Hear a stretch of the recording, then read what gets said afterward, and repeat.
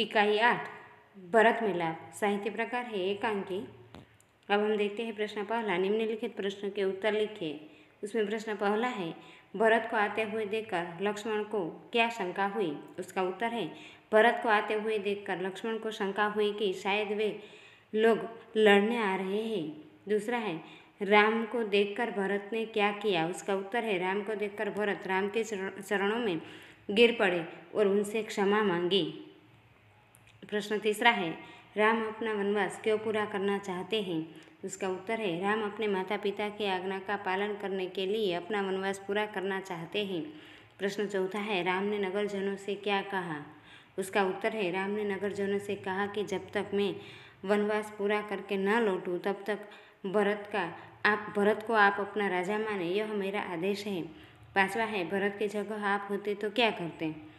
उसका उत्तर है, भरत की जगह मैं होता तो राम को लेकर ही अयोध्या लौटता, किसी भी प्रकार से राम को अयोध्या लौटने के लिए सहमत करता, या मैं भी राम के साथ वन में रहकर उनकी सेवा करता। प्रश्न छठा है, आप अपने भाई के साथ कैसा व्यवहार करते हैं? उसका उत्तर है, मैं अपने भाई के साथ प्यार भरा व्यवहार करता हूँ। बीमारी के समय में भाई की सेवा करता हूँ। मैं सब प्रकार से भाई की मदद करता हूँ।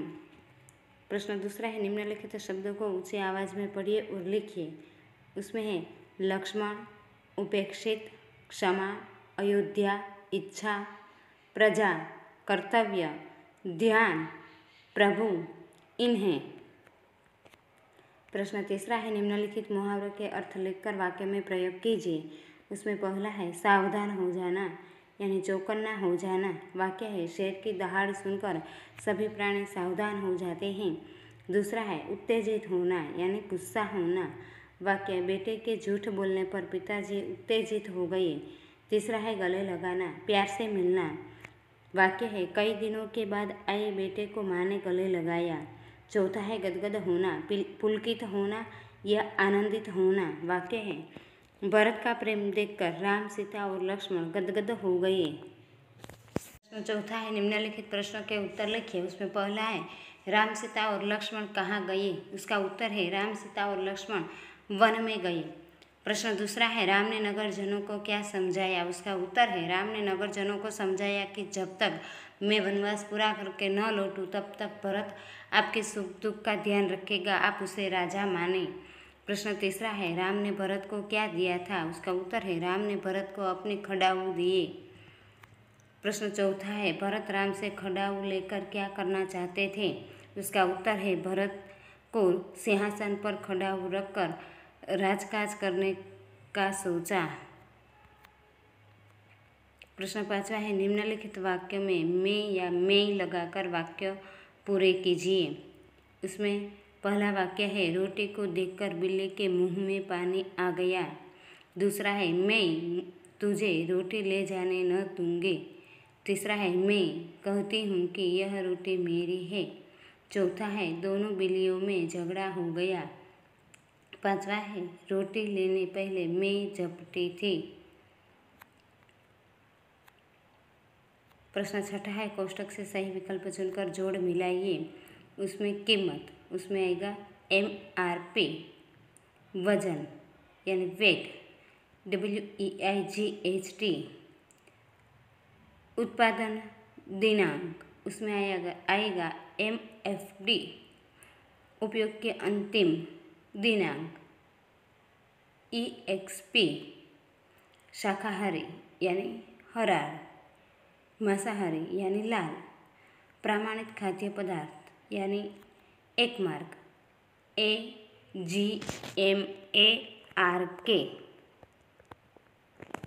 अब हम देखते हैं प्रवृत्तियाँ।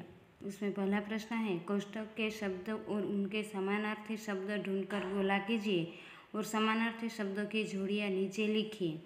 उसमें कोष्टक दिया गया है, उनमें से समानार्थी शब्द ढूंढने हैं और फिर हमें नीचे जोड़ियाँ लिखनी है। उसमें पहला कुटिया, झोपड़ी, शायद, कदाचित। तीसरा है शक, शंका। चौथा है निकट, नजदीक। पांचवा है चरण, पैर। छठा है दोष, अपराध। सातवां है कर्तव्य, फर्ज। आठवां है आदेश, हुक्म। 9वां है खड़ाऊ, पादुका। प्रश्न दूसरा है कोष्टक से जल, थल और पेड़ों पर रहने वाले पशु पक्षियों को अलग अलग कीजिए। उसमें जल में रहने वाले, थल में रहने वाले और पेड़ों पर रहने वाले। उसमें पहले हम देखते हैं जल में रहने वाले बतख, मगर और मछली। थल में रहने वाले शेर, भालू, खरगोश और पेड़ों पर रहने वाले बंदर, उल्लू और गिलहरी। प्रश्न चौथा है कोष्टक से सही शब्द चुनकर संकेत के नीचे लिखिए। उसमें पहला संकेत है हॉस्पिटल का, दूसरा है रेलवे क्रॉसिंग का, तीसरा है पैदल यात्री क्रॉसिंग और चौथा है साइकिल क्रॉसिंग। प्रश्न 5वां है सूचना अनुसार लिखिए। अपना नाम लिखिए, फिर अपने गांव या शहर का नाम लिखिए, फिर अपने दोस्तों के नाम लिखिए, फिर किन्हीं 4 नदियों के नाम लिखिए और 5वां है किन्हीं 3 पर्वतों के नाम लिखिए। अब हम देखते हैं कि किसी व्यक्ति, स्थान या वस्तु के नाम को संज्ञा कहते हैं। उनकी जाति का निर्देश करने वाले शब्द को भी संज्ञा कहते हैं। प्रश्न 6 है निम्नलिखित वाक्यों से संज्ञा ढूंढकर उन्हें रेखांकित कीजिए और सामने लिखिए। उसमें वाक्य पहला है सतीश होनहार लड़का है। उसमें संज्ञा है सतीश और लड़का। दूसरा है गंगा हमारी पवित्र नदी है। उसमें गंगा और नदी। तीसरा है गिरनार गुजरात का बड़ा पर्वत है। उसमें संज्ञा है गिरनार और पर्वत। चौथा है हमारे देश का नाम भारत है। उसमें संज्ञा है देश और भारत। 5वां है अवेस्ता पारसियों का धर्म ग्रंथ है। उसमें संज्ञा है अवेस्ता और धर्म ग्रंथ। Thank you.